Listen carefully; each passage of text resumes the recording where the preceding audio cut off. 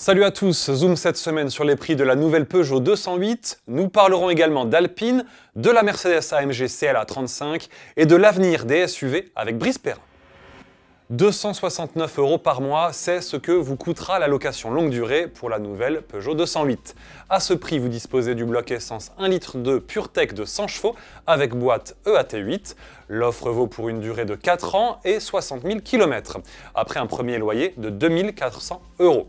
Pour la version diesel 1,5 litre Blue HDI 100 chevaux et BVM6, il faut compter 289 € par mois et encore 10 € de plus pour la déclinaison 100% électrique. Attention, l'entretien n'est pas inclus. Dans tous les cas, il faut encore ajouter 29 € par mois. Difficile de savoir si cette offre est avantageuse puisque nous n'avons pas encore les prix de la nouvelle Lyon. Cela n'a pas empêché en tout cas les premiers clients de souscrire à cette location longue durée. Ils sont déjà plus de 1100 à avoir franchi le pas avec 75% de réservation pour l'électrique. De son côté, Alpine vient de franchir le cap des 5000 exemplaires d'A110 produites. Depuis novembre 2018, ce sont les versions pures et légendes qui prennent place sur les lignes d'assemblage du site de Dieppe, à raison de 20 unités assemblées par jour. En ces débuts d'année sur le marché français, les ventes d'Alpine dépassent celles de la concurrente Porsche 718 Cayman et d'ailleurs de tous les modèles Porsche réunis. On retrouve maintenant notre journaliste Brice Perrin qui répond à une question aussi surprenante qu'improbable. Les SUV sont-ils menacés ? Difficile à imaginer quand on sait que leur vente représente plus d'un véhicule sur 3 en France. Explication. Les SUV, en fait, aujourd'hui, c'est plus d'un tiers des immatriculations de voitures neuves. Ça va continuer parce que c'est une tendance qui est vraiment très forte, une mode qui dépasse le stade de la mode puisque ça fait quand même plusieurs années que ça dure. Ça va être freiné par deux choses. Par les normes de sécurité, puisque ça pose des problèmes, notamment pour les piétons. Aux États-Unis, il y a vraiment une surmortalité des piétons à cause des SUV. Ça pose des problèmes parce qu'en ville, l'espace est restreint. Or, il y a de plus en plus de gens qui habitent en ville, donc c'est des véhicules qui ne sont pas adaptés puisqu'on a une visibilité réduite. Il y a le problème de l'encombrement.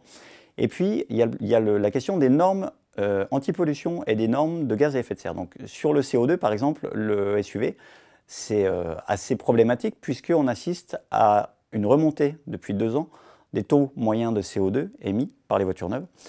Donc, il va falloir que les constructeurs réagissent. Alors, il y a l'électrification, mais malgré tout, si les gens continuent à acheter beaucoup de SUV, les constructeurs vont devoir payer de très fortes amendes. Donc, il est probable qu'on assiste quand même à la fin de cette tendance. Alors ça ne va pas révolutionner du jour au lendemain le marché, mais je pense que ça va se calmer quand même dans les mois et dans les années à venir. Une enquête à retrouver en intégralité dans le numéro 1030 de l'Autojournal. Le numéro 1031 en kiosque jusqu'au 24 avril s'attarde lui sur les futurs SUV hybrides et électriques, une catégorie qui a en effet encore de beaux jours devant elle. Côté essai, vous découvrez entre autres le test 10 000 km de la BMW Série 3. On termine ce mag avec la nouvelle Mercedes AMG CLA 35. On retrouve la motorisation 4 cylindres 2 litres turbo récemment installée sous le capot de la A35 berline. Avec 306 chevaux et 400 Nm, l'exercice du 0 à 100 km/h ne prend que 4 secondes 9. Le carnet de commande ouvrira le 29 avril alors que l'arrivée en concession est prévue pour le mois d'août. Nous n'avons pas encore les tarifs. Merci de nous avoir suivis et à la semaine prochaine.